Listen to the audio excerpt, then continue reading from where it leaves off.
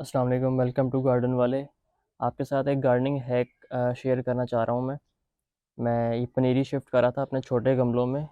یہ چھوٹے سائز کے جو گملے ہوتے ہیں، اس میں سیڈ ٹرے سے میں اب اس میں شفٹ کروں گا۔ تو میں یہ ہیک آپ کے ساتھ یہ شیئر کر رہا ہوں کہ بہت سارے لوگ سوچتے ہوں گے کہ جو گملے کے اندر جو یہ چھوٹے سے سوراخ ہوتے ہیں، ان کو فل کرنے کے لیے کیا کیا جائے۔ تو یہ میرے پاس سوکھے پتے ہیں، میں نے یہ کلیکٹ کیے میں باہر سے۔ یہ مالی سے میں نے اپنے کہا تھا کہ یہ پتے جتنے بھی باہر اکٹھے کریں آپ، وہ مجھے دے دیں بوری میں۔ تو میں نے یہ پوری بوری بھری ہوئی تھی پتوں سے، یہ خشک پتے ہیں۔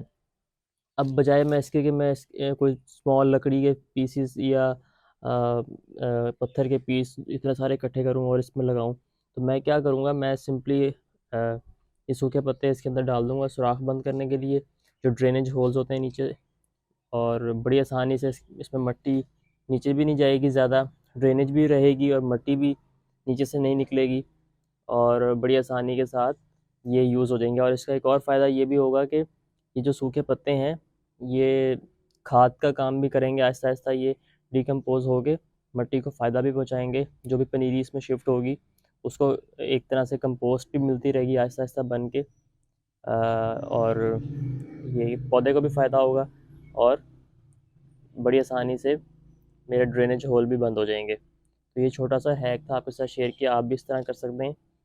اور یہ دو فائدے ہیں اس کے سوکھے پتوں کے۔ اگر آپ کو یہ ویڈیو پسند آئی ہو تو شیئر کریں، اور کامنٹ کر کے بتائیں۔ اگر کوئی سوال ہو گارڈننگ سے ریلیٹڈ، آپ مجھے ٹک ٹاک پہ بھی فالو کر سکتے ہیں، اور چینل کو سبسکرائب بھی کر لیں۔ ٹک ٹاک پہ بھی گارڈننگ والے کے نام سے اکاؤنٹ ہے۔ Thank you so much.